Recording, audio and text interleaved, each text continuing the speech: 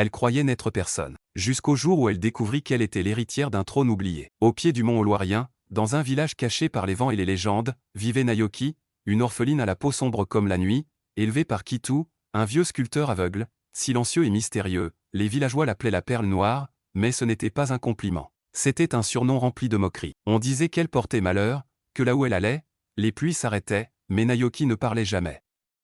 Elle sculptait des formes étranges, des visages royaux, des symboles anciens, sans jamais comprendre d'où venaient ces visions. Un jour, des étrangers arrivèrent au village, des chercheurs de trésors sacrés, venus des montagnes de... Avec eux, un ancien manuscrit, qui parlait d'un royaume disparu dont la princesse fut volée dans son sommeil, emportée dans une tempête. Seul indice, une marque sur l'omoplate gauche en forme de croissant inversé. Ce soir-là, Nayoki rêva. Au visage lumineux l'appelant. Au réveil, elle se regarda dans l'eau, et vit le croissant. Kitu, en larmes, lui raconta enfin la vérité. Il était autrefois le gardien royal, et l'avait sauvé bébé alors que le royaume s'effondrait sous une malédiction. La perle noire était la dernière héritière d'un royaume oublié. Mais le vrai conflit débuta alors, certains villageois voulurent la livrer pour obtenir la richesse promise par les chercheurs. D'autres voulurent la tuer, par peur de réveiller une ancienne malédiction. Alors Nayoki prit une décision.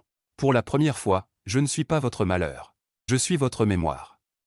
Et si vous ne me voulez pas, je construirai ma propre terre. Elle partit, avec un sac, un bâton et sa lumière intérieure. 5 saisons plus tard, là où elle s'était réfugiée, une ville s'était bâtie, et les enfants l'appelaient Reine Nayoki.